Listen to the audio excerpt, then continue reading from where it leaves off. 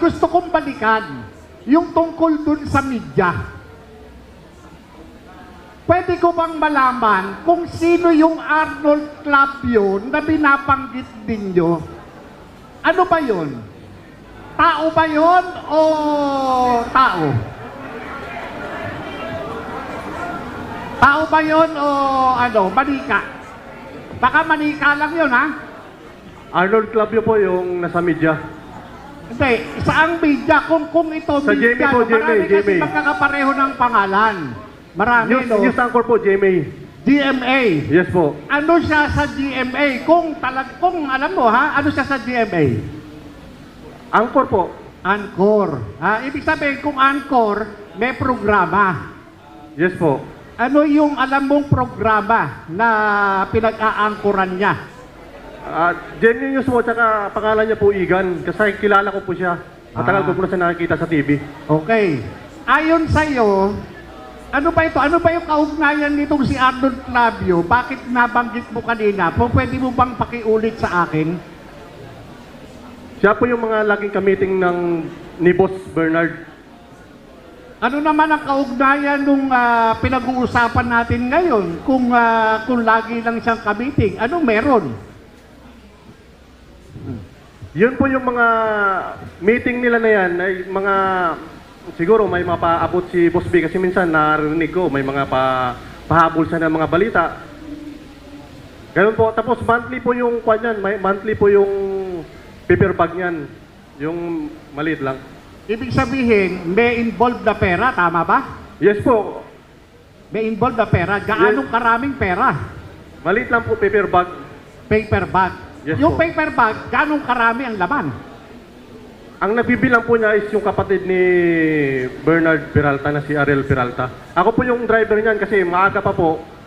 Ang maaga po yung meeting lang palagi. Mga 7 or 6, ganun. Okay. Yun lang. Maraming salamat. Thank you po. Balikan ko lang po yung ICC. Kasi napakahalaga ng ICC doon sa hindi lang dahil sa problema ng korupsyon, pero yung problema ng ating soberenya, di ba? Doon nagkaroon ng pagkuha kay Pangulong Duterte, binanggit nyo nga 2023. Ang gusto ko lang malaman, dahil narinig ko to sa isang kwento ninyo, sino yung nandoon sa meeting na nung arestuhin ang Pangulong Duterte sa airport? Sino yung mga nandoon? Yung naka-witness? Sige o, Sarge. Go ahead. Kami po yung naka-security kay Kong Saldi that time, sir. Yung gabi, bago huliin si PRRD po. Nag-meeting po sila Kong Saldi sa Unit 8 and 9, Townhouse. Kasama sina former Speaker Romualdez po. Sinong ka-meeting? Saldico. Saldico, former Speaker Martin Romualdez. Romualdez. Yung Chief PNP po, si Marbil, General Marbil. Marbil. Opo. At that time, si General Torre, hindi naman siya Chief PNP pa, di ba? Hindi pa po. Sino pa? Si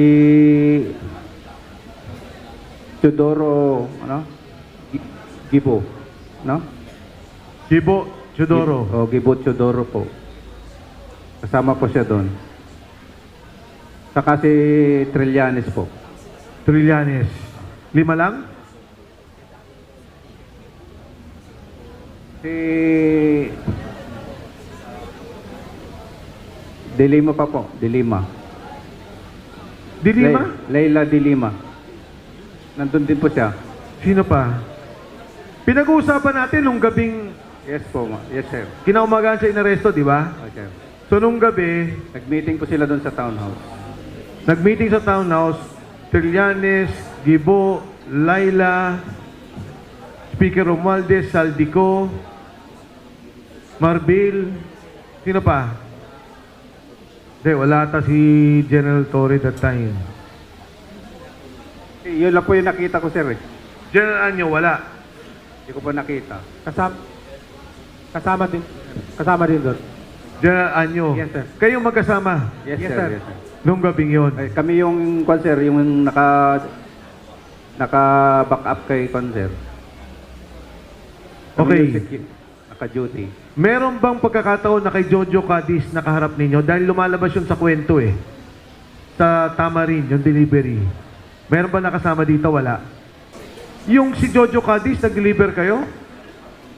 Sir, ang pagkaalam ko, sir, pag pumapasok ako doon sa may gate ng Nara, tinatanong sa akin yung guard kung saan. Ang sabi ng AA, 30 Tamarin. At ang binabanggit ng gwardiya, Nelson Go. Huli na lang po namin nalaman na Jojo Cadiz pala. So nakapag-deliver kayo yung lipatan sa kotse kay Jojo Cadiz. Pakiulit, sir? Meron kasing kinikwento nung hearing na, di ba, yung delivery ng pera sa Tamarin, 30 pala yun, 30. Yes, sir, 30 Tamarin. South Forbes, Makati. May delivery ba kayong ginawa na kay Yusek Jojo Cadiz? Kasama ka ba doon? Sir, yun nga po, sir, ang participation ko talaga. December 2 ang una. Oh, tama, yun ang nasa Senate na ano, di ba, December 2. Yung sinasabi ni Saldico sa video niya. Yun na nga po, sir. Pero ang pagka pumapasok kasi ako, sir, ang sabi niya, yung gwardiya is Nelson Go. Pero huli na lang pala, sir, nalaman ko na Jojo Cadiz. Naglagay kayo ng maleta sa kotse niya. Sir, ang mga inalang, sir, ang concern doon yung pagbaba. Okay, idudugtong ko sa tanong ni Agent Morales. Kasi sa video ni Saldico, ang sabi niya, nag-deliver ako ng 1 bilyon, December 2 ata, December 4. Hindi ko December 2, sir, at saka December 5, 2024. Yan. Na isang 200 million at isang 800 million. Totoo, sir, kasi marami talagang maleta yun. At yun daw perang yun ay para kay Pangulong Bongbong Marcos. Sabi ni Saldico. Hindi ko na alam, sir, kung kay Bongbong nga talaga yon o basta ako, sir, nag-drive lang eh. Kuyang, may tatanong ako sa inyo. Pamilyar ba kayo dun sa inilabas na mga litrato ni Saldico patungkol dun sa mga maleta? Pamilyar ba kayo? Mayroong mga ipinos sa FB itong si Congressman Saldico na mayroong mga description. Katulad, halimbawa, nitong November 15, mayroong mga maleta, litrato ng mga maleta na nakalagay cash out.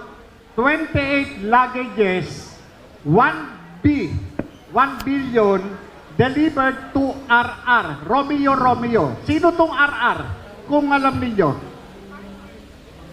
Yung code na RR, double Romeo. Pakisagot, sa may alam. Ano yan, sir? Resident Romualdez. Romualdez. Apo, sir. Double R. Okay. Si Romualdez ito.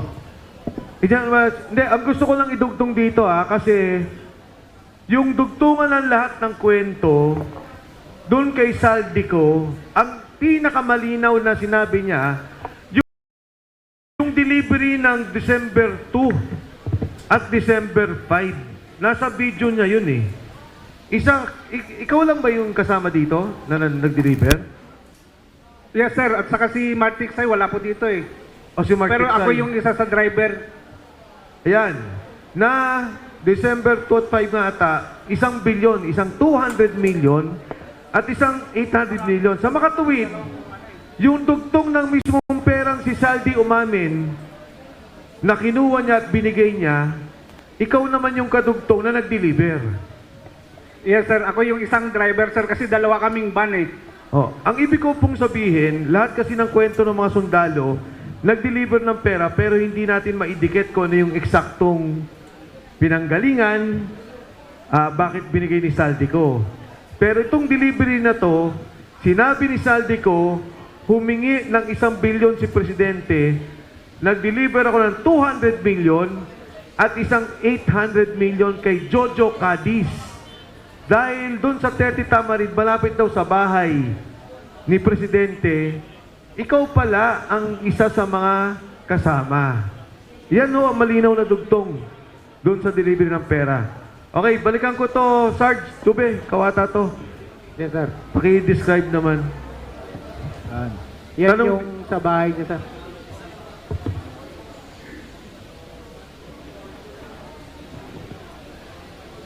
Ito po yung sa bahay niya, sir. Ito yung picture namin bago kami umalis ng umaga, pabalik ng Maynila na. Bali, nag-sleep over po muna kami ni Kong Saldi doon, sir. Ilinaw ko lang ulit ha, ilang maleta yung dala nyo dito nung panahon na to? 5, sir, 5. 5 maleta. Medium, small, large. Isang size lang, sir, na large. Lahat large. Yes, sir. 5 large. Ang large is 50 to 70 million. Yes, sir. Okay.